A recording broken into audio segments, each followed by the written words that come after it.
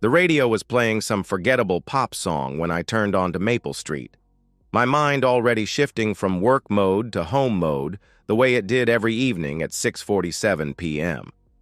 14 years of the same commute had trained my body to relax as I approached our quiet suburban neighborhood, shoulders dropping, jaw unclenching, the day's warehouse tensions bleeding away with each familiar landmark. But tonight, the street was wrong. Red and blue lights strobed against the twilight sky, painting our neighbors' pristine lawns in harsh emergency colors. Police cars lined the curb like a military convoy, their radios crackling with static and coded numbers I couldn't decipher. An ambulance sat in the middle of the street, rear doors flung wide, paramedics moving with urgent efficiency around a stretcher. My house, our house, was the center of it all. Yellow tape fluttered around our property like party streamers from hell. A uniformed officer stood guard by our front gate, arms crossed, face impassive. On the curb, where visitors usually parked, a luxury sedan was engulfed in orange flames, black smoke billowing into the darkening sky while firefighters aimed their hoses at the inferno. I pulled into the driveway and killed the engine, muscle memory operating while my brain struggled to process the scene. This had to be some mistake, some accident involving our neighbors that just happened to spill onto our property. Claire was probably inside watching through the curtains, as shaken and confused as I was. The officer by the gate stepped forward as I approached, one hand resting casually on his belt.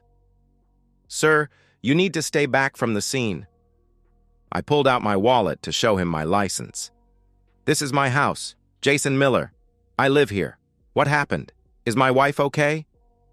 The officer studied my ID with more attention than seemed necessary, comparing my face to the photo twice. "She's inside, sir. Detective Morrison will want to speak with you." He led me past the tape, and I caught a glimpse of the paramedics loading someone into the ambulance. A man, face bloodied and unconscious, wearing an expensive suit that was now torn and stained. I'd never seen him before in my life. Detective Morrison appeared beside me, a tired-looking woman in her 40s with sharp eyes that seemed to catalog my every reaction. "Do you know this individual, Mr. Miller?" "No, never seen him." "Who is he? What happened here?" I asked. She didn't answer directly. "Where have you been this evening, sir?" The questions felt surreal, like being asked to prove my innocence of something I didn't even understand yet. "Work. Riverside Logistics. I manage the evening shift prep crew. I left at 6:30, same as always. There's cameras, time cards, witnesses." She was writing in a small notebook, not looking at me. "We'll need those details." Then she continued. "Your wife says this man was a friend who came by unexpectedly. Says someone attacked him outside your house and set his car on fire. Any idea who might want to do something like that?" The ground felt unsteady beneath my feet. Claire had never mentioned having male friends I didn't know. In 12 years of marriage, she'd never had unexpected visitors of any kind. She was too particular about the house being clean, too scheduled in her routines. "I don't understand. Claire doesn't really have friends over without planning it days in advance. She's very organized about social things." Detective Morrison's eyebrows rose slightly. "Organized?" "She likes to prepare, cook special meals, clean the house thoroughly. Having someone just drop by would stress her out." Even as I said it, I realized how odd it sounded, like I was describing a stranger instead of my wife. "And you have no idea who might have a grudge against you? Anyone who might want to send you a message by attacking a visitor to your home?" The implication hit me like cold water. They thought I did this. They thought I came home, found some man at my house, and beat him unconscious before torching his car. The absurdity of it would have been laughable if not for the detective's completely serious expression. "Detective, I've been at work since 2 o'clock this afternoon. I supervise a crew of 8 guys who can verify that. I've got time cards, security footage, probably 20 witnesses who saw me on the warehouse floor when this happened. She nodded, making more notes. We'll need to verify all of that, of course. In the meantime, I need you to understand that this is an active crime scene. We'll need to process the house and surrounding area. Can I see Claire? I asked. For the first time, Morrison's expression softened slightly. She's pretty shaken up. Says she's never seen anything like this before. I followed her inside, past more officers taking photographs and collecting evidence. Our living room had been turned into an interview station, with notebooks and recording equipment spread across Claire's antique coffee table. The air smelled like smoke from the burning car outside. Claire sat on our couch wrapped in a police blanket, her makeup streaked down her cheeks, hands trembling as she held a cup of coffee. When she saw me, fresh tears started flowing. Jason, oh God, it was so horrible. I sat beside her, instinctively reaching out to comfort her, but something in her posture made me pause. She was shaking, yes, but there was something else in her expression. Something that looked almost like guilt. What happened, honey? Who was that man? I asked. She spoke quickly, too quickly. I don't know. I mean, he was just a friend. Someone I met at the gym. David something. He stopped by to see if we wanted to join his book club. A book club? Claire hadn't read anything longer than a magazine article in the entire time I'd known her. Detective Morrison was watching our interaction carefully, taking notes about our body language, our words, the way Claire avoided eye contact when she spoke. I could feel the weight of their suspicions settling around me like a net, and the worst part was that I couldn't even blame them. If I were investigating this scene, I'd suspect the husband too. The fire department has the car fire under control, Morrison said. We'll need to keep the scene cordoned off overnight while our forensics team processes everything. Mr. Miller, you're free to enter your home, but please understand that you remain a person of interest in this investigation. A person of interest. The phrase echoed in my head as the detective gathered her equipment and prepared to leave. Outside, the ambulance was pulling away with its broken passenger, and the fire department was hosing down the smoldering remains of the luxury sedan. I was free to enter my own home, but nothing would ever be the same. The front door closed behind the last police officer at 11:30 p.m., leaving Claire and me alone in our house for the first time since the chaos began. The silence felt heavier than the earlier commotion. No radios crackling, no boots on hardwood floors, no authoritative voices discussing evidence and witness statements. Just my wife and me, and the elephant in the room that was growing larger by the minute. Claire had shed the police blanket and was now pacing between the kitchen and living room, wringing her hands and muttering fragments of sentences. I can't believe this happened. Poor David. Who would do such a thing? David. She'd said his name 3 times now, each time with a familiarity that contradicted her claim of barely knowing him. My voice came out calmer than I felt, carrying the same tone I used at work when dealing with problem employees. Sit down, Claire. We need to talk. She perched on the edge of our leather armchair, the one that faced away from the couch, the first time I could remember her choosing not to sit beside me when we were alone. Her mascara had been repaired sometime during the police interviews, but her lipstick was completely gone, and I found myself wondering when exactly she'd lost it. Tell me about David, I asked. I already told you, and the police. He's just someone from the gym who... What's his last name? I asked. The question hung in the air. Claire's mouth opened and closed like a fish, her eyes darting toward the window where the burnt car's skeleton was still visible in the streetlight. Davidson. David Davidson. What gym? I questioned. What? She asked. You've belonged to Fitness Plus for 3 years. I've picked you up there dozens of times. Which trainer is David? What classes does he teach? Her face was crumbling now, the careful composure she'd maintained for the police dissolving into something raw and desperate. He's not a trainer. He's just a member who... Claire. I leaned forward, keeping my voice level. I've seen the credit card statements. You haven't been to the gym in 6 months. The silence that followed was deafening. Outside, a neighbor's dog barked once and went quiet. The refrigerator hummed in the kitchen. Claire's breathing became shallow and quick, like she was having a panic attack. "Jason, I can explain." She tried to reply, but I stopped her. "Can you? Because I've been trying to understand this evening and nothing makes sense. A stranger shows up at our house, a stranger driving a $60,000 BMW, and gets beaten half to death in our driveway. His car gets torched. The police think I did it, and my wife claims she barely knows the victim." The words exploded out of her, high-pitched and desperate. "I don't know who hurt him. I was inside when it happened. I heard shouting and glass breaking, and when I looked out the window, David was on the ground and his car was on fire. I called 911 immediately." "What was he doing here, Claire?" I asked. She wrapped her arms around herself, rocking slightly. He wanted to talk. About things. Personal things." The truth was there in the spaces between her words, in the way she couldn't meet my eyes, in the guilty slump of her shoulders. My wife, the woman I'd shared a bed with for 12 years, who knew how I liked my coffee and which side of the sink I preferred to shave in, had been a stranger in our home. The rage that swept through me was clean and cold, like stepping into an Arctic wind. Not the hot, explosive anger of a moment, but something deeper and more permanent.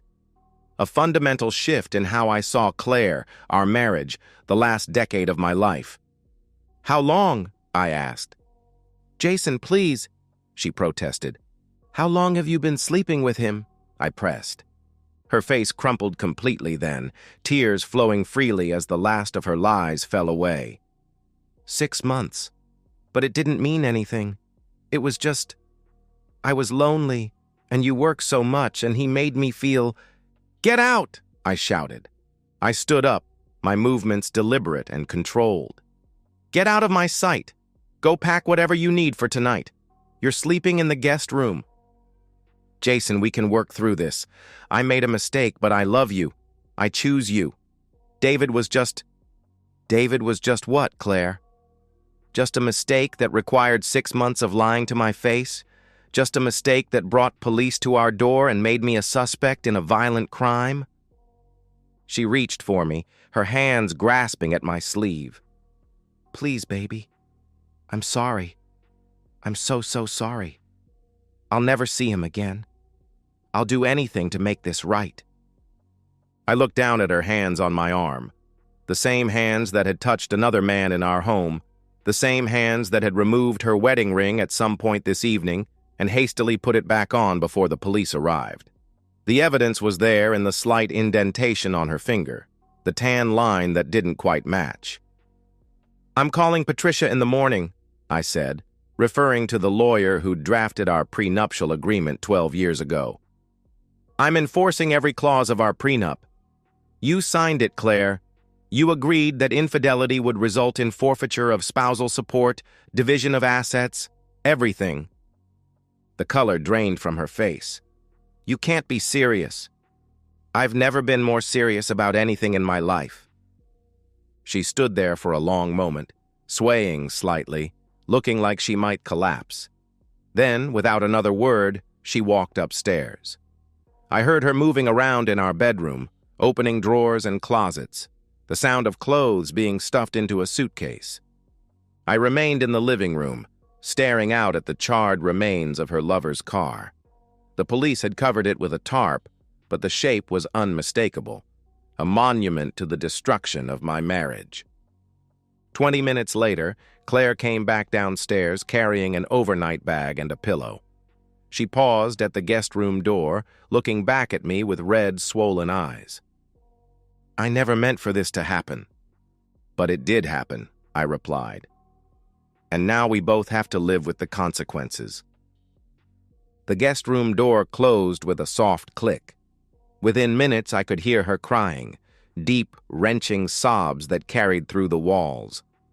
I went upstairs to our bedroom, where the scent of her perfume still lingered on the sheets. For the first time in years, I had the entire king-size bed to myself. I lay on my back, hands behind my head, staring at the ceiling and thinking about logistics, divorce papers, asset protection, the security cameras at work that would clear me of any police suspicion. Down the hall, Claire's crying gradually subsided into hiccuping silence. I slept better than I had in months. Patricia Hendricks had the kind of office that intimidated people into honesty: floor-to-ceiling law books, diplomas from prestigious universities, and a view of downtown that screamed success. She'd been practicing family law for 25 years, and her reputation for crafting ironclad prenuptial agreements was legendary in our social circle. She was flipping through the files she'd pulled from her cabinet. "I remember this case. Your wife's attorney tried to get her out of signing it 3 different times." I sat across from Patricia's mahogany desk, wearing my best suit and carrying a manila folder full of documentation. "She signed it anyway, and now I need to enforce it." Patricia read aloud, "Adultery Clause, Section 4. In the event that either party engages in extramarital sexual relations, the offending party forfeits all rights to spousal support, marital property division, and shared assets acquired during the marriage." She looked up at me over her reading glasses. "You have proof of the affair?" I slid a flash drive across her desk. "Police report from Tuesday night. Statement from my wife admitting to a 6-month relationship with the victim. Credit card records showing hotel charges, restaurant bills, gifts I never received." Patricia plugged in the drive and spent several minutes reviewing the files, making occasional notes on a legal pad. The police report was particularly damning. Claire's own words, given under official questioning, admitting to the relationship with David Morrison. "This is textbook infidelity under the terms of your agreement," Patricia said finally. "But Jason, I need to ask, did you have anything to do with what happened to this man?" "I was at work from 2 p.m. to 6:30 p.m. on Tuesday. Security footage, time cards, 8 witnesses. The police have already verified my alibi." "Good. Because if there's any hint that you orchestrated violence against your wife's lover, it could complicate the divorce proceedings." She leaned back in her chair, studying me. "Are you sure you want to go through with this? No reconciliation attempts?" The question struck me as almost absurd. "Patricia, she's been lying to my face for 6 months. She brought another man into our home, into our bed. She exposed me to legal liability and police suspicion. What exactly would I be reconciling with?" "Some people consider infidelity a mistake that can be forgiven. Some people are fools," I replied.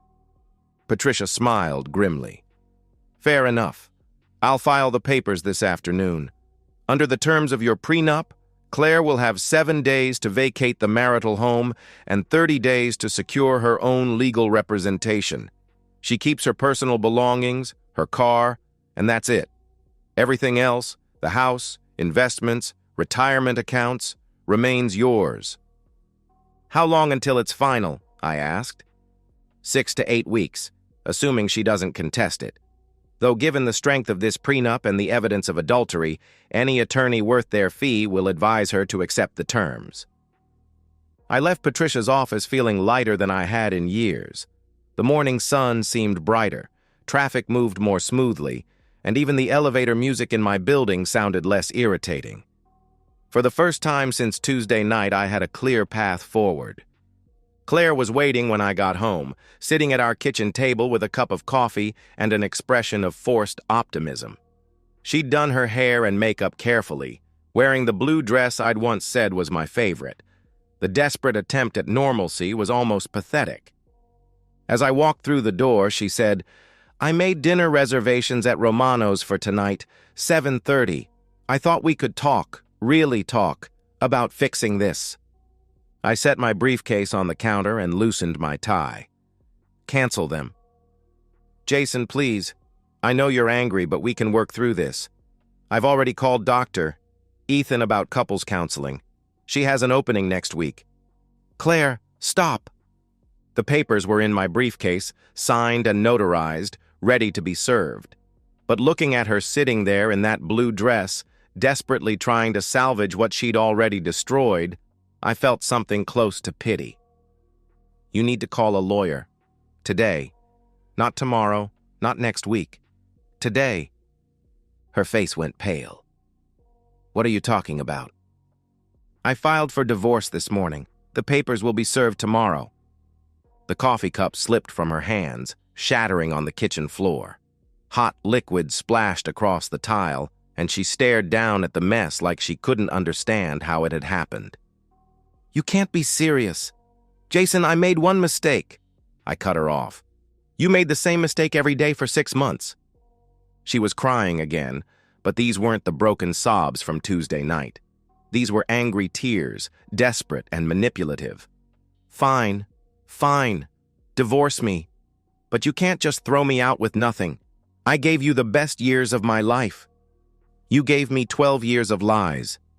And according to our prenup, infidelity means you get nothing. The transformation was instantaneous. The tears stopped, her face hardened, and for a moment I saw the person she really was underneath all the performance. You bastard. You planned this. I planned for the possibility that you might turn out to be exactly who you are.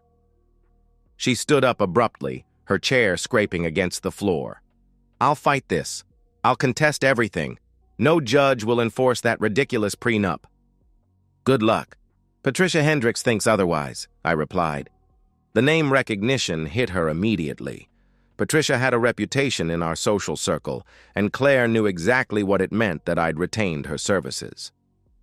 I need time to think, Claire said, backing toward the staircase. This is all happening too fast. Take all the time you need. You have 7 days to move out. She stopped at the bottom of the stairs, gripping the banister. What about the police investigation? What if they arrest you? They won't. My alibi is solid. But what if... I cut her off. Claire, I didn't hurt your boyfriend, but I'm not going to let his problems become my problems any longer than they already have. She went upstairs without another word. An hour later, I heard her on the phone, probably calling her sister or her mother, spinning some version of events that painted her as the victim. Let her. By tomorrow, the whole story would be academic. I ordered Chinese takeout and ate dinner alone at the kitchen table, reading through Patricia's preliminary asset inventory. The house, the investments, the retirement accounts, all of it would remain mine. Just as we'd agreed 12 years ago when Claire had been so eager to marry me that she'd signed anything I put in front of her. That night, I slept in our bed while Claire remained in the guest room. Through the walls, I could hear her making phone calls, her voice alternating between tears and anger as she tried to find someone who would tell her what she wanted to hear. But the numbers didn't lie, and neither did contracts. In a few weeks, I would be free of her completely, with my assets intact and my conscience clear. It was the best night's sleep I'd had in years. The police station interview room was exactly what you'd expect. Fluorescent lights, metal table, chairs that had seen better decades. Detective Morrison sat across from me with a thick file and a tape recorder, going through my timeline for the 3rd time in 4 days. So you left work at 6:30 p.m. on Tuesday, she said, consulting her notes. Your supervisor confirms this. Security footage shows you badging out at 6:32 p.m. That's right, I replied. Drive straight home? She asked. Straight home. Same route I take every day. She flipped through several pages. We've verified your work attendance, spoken to your crew, reviewed the warehouse security footage. Everything checks out. I maintained the same calm expression I'd worn since this whole thing started. I hope that helps clear things up. It does, actually. We're no longer considering you a person of interest in Mr. Morrison's assault. A weight I hadn't realized I was carrying lifted from my shoulders. That's good to hear. Any leads on who actually did it? Detective Morrison closed the file and turned off the recorder. Between you and me, Mr. Miller, crimes like this usually fall into 2 categories. Random violence, which this clearly wasn't, or personal disputes. Given that Mr. Davidson was visiting your wife and someone beat him unconscious in your driveway, she let the implication hang in the air. You think this was about Claire? I asked. I think your wife hasn't been entirely forthcoming about the nature of her relationship with the victim. But that's not your problem anymore, is it? I could hear the divorce proceedings in her voice. Word traveled fast in a town this size, especially when Patricia Hendricks was involved. No, it's not my problem anymore. Walking out of the police station felt like emerging from a tunnel. The afternoon sun was warm on my face, and I had nowhere to be except home. The investigation was closed as far as I was concerned, and Claire's problems were rapidly becoming someone else's responsibility.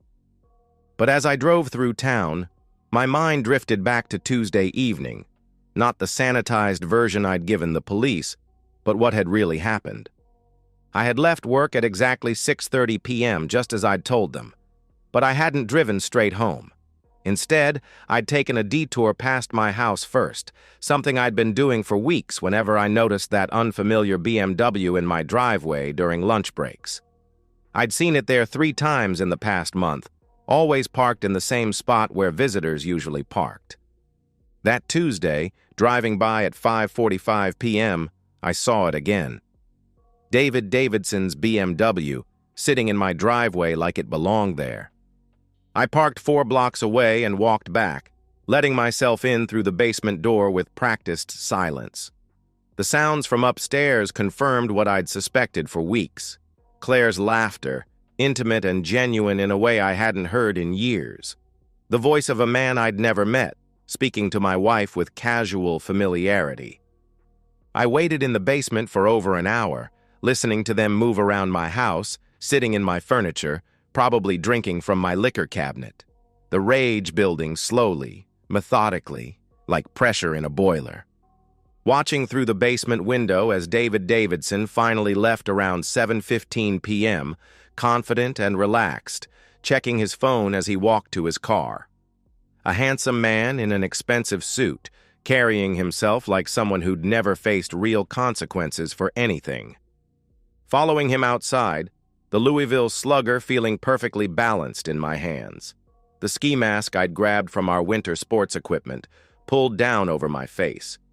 Davidson's surprise turning to fear as he realized what was happening. The first swing connecting with his ribs, the second with his shoulder. The systematic, methodical beating that followed, each impact calculated to cause maximum pain without permanent disability. The satisfaction of seeing him crumpled on my driveway, finally understanding that actions have consequences. The gasoline from our lawnmower, the matches from our emergency kit, the BMW's leather interior catching fire with surprising speed. Stripping off the mask and gloves, washing my hands in the basement sink, changing clothes, hiding the evidence in the workshop. Then driving around the block and returning home at exactly 6:47 p.m., to discover the scene. My Oscar-worthy performance of confusion and concern as the police arrived. The memory brought a smile to my lips as I pulled into my driveway. The burnt skeleton of Davidson's car had been towed away, leaving only a black stain on the asphalt where it had sat. Claire's car was gone too, probably at her sister's house where she'd been staying since the divorce papers were served. Inside, the house felt different, cleaner, quieter. More like it had belonged to me all along instead of being a shared space where I was merely tolerated. I poured myself 2 fingers of bourbon and sat in my leather chair, the one Claire had always complained about. Through the living room window, I could see Mrs. Patterson from next door working in her garden, probably hoping to catch a glimpse of the neighborhood's latest drama. Let her look. The police investigation was closed. My marriage was ending on my terms, and David Davidson would spend the next several months learning to walk without a limp. The bourbon tasted like victory. My phone buzzed with a text from Claire. "Please call me. We need to talk about the house." I deleted the message without responding. We'd done enough talking. Now it was time for her to learn what the rest of her life would look like. The sun was setting, painting the sky in shades of orange and red. In a few hours, I'd go to bed in my own house, in my own bed, without having to listen to Claire's breathing or accommodate her need for the room to be precisely 68 degrees. Tomorrow, I'd wake up as a single man with no obligations except to myself. It was going to be a very good life. 2 weeks after the divorce papers were finalized, I stood in my kitchen making coffee for one and watching the morning news. The weather report promised another beautiful day. Sunny, mild, perfect for the golf game I'd scheduled with my buddy Mike from work.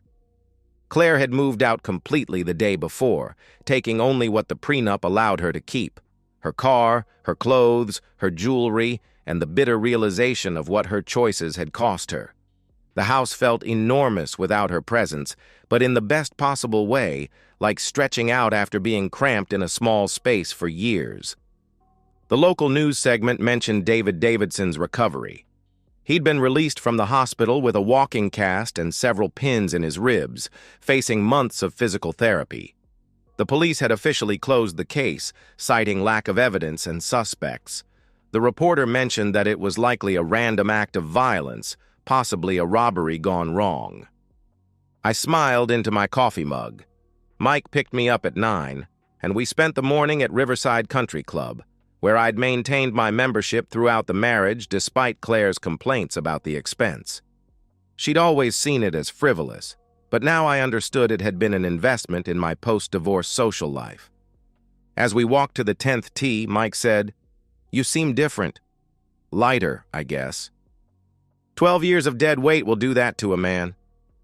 "Any regrets?" he asked. I considered the question as I lined up my shot. "About the divorce? None. About waiting this long to do it? Plenty." The ball sailed straight and true, landing exactly where I'd aimed.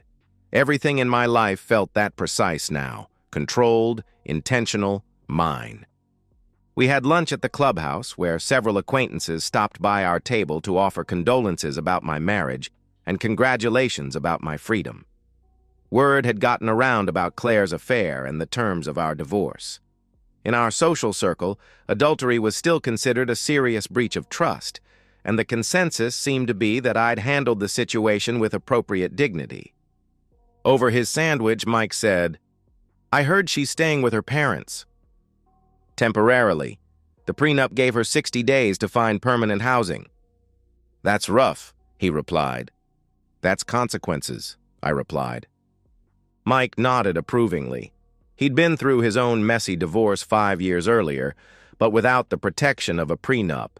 His ex-wife had taken half of everything and still collected alimony. "You always were the smart one," he said. That afternoon, I came home to a house that was entirely my own. No compromises on furniture placement, no arguments about the thermostat, no need to accommodate anyone else's schedule or preferences. I could eat what I wanted, watch what I wanted, go to bed when I wanted. The freedom was intoxicating. I'd heard through mutual friends that Claire was struggling, living with her parents at 34, facing the reality of rebuilding her life from scratch with no financial cushion and a reputation damaged by her affair. Some of our former friends had expressed sympathy for her situation, but most had sided with me once the full story came out. David Davidson, according to the same gossip network, had ended their relationship immediately after getting out of the hospital. Apparently, the reality of being beaten nearly to death had cooled his enthusiasm for sleeping with married women. I felt no guilt about any of it. Claire had made her choices, and Davidson had made his. I'd simply ensured that those choices carried appropriate consequences. That evening, I made myself a perfect dinner. Steak cooked exactly how I liked it. Wine from the bottle Claire had always said was too expensive for weeknight drinking. Dessert I didn't have to share.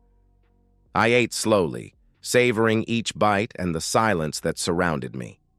As I was cleaning up, my phone rang. Claire's number appeared on the screen, but I let it go to voicemail.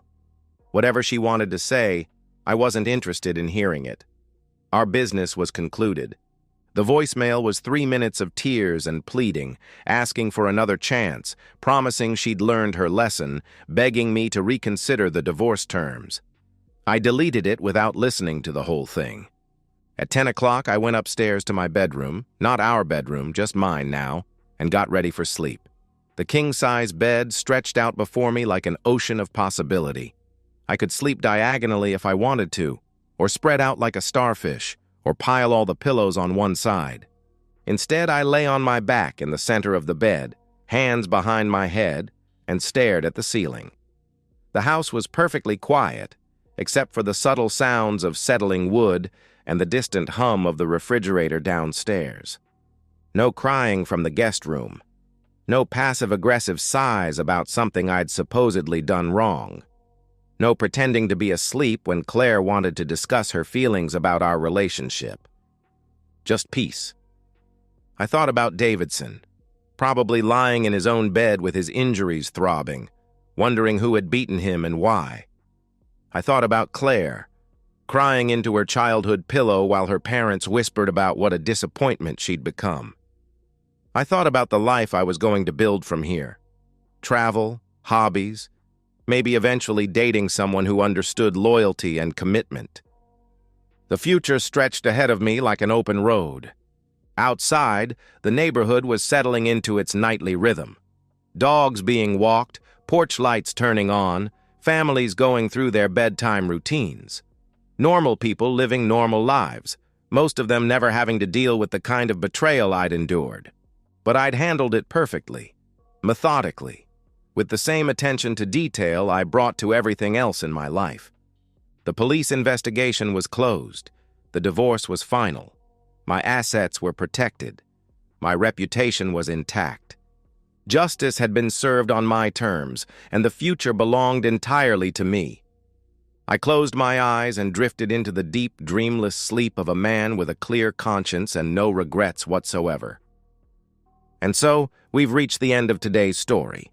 Was it what you expected, or did it take a twist you didn't see coming? I'm curious to hear your thoughts. Share them in the comments below, and let's get a conversation going. If this story kept you hooked, make sure to hit that like button. And if you're new here or just haven't subscribed yet, now's the perfect time to join our community. I bring you fresh, captivating stories every day, so click that subscribe button and turn on notifications so you never miss out. Thanks for watching, and I'll see you in the next one.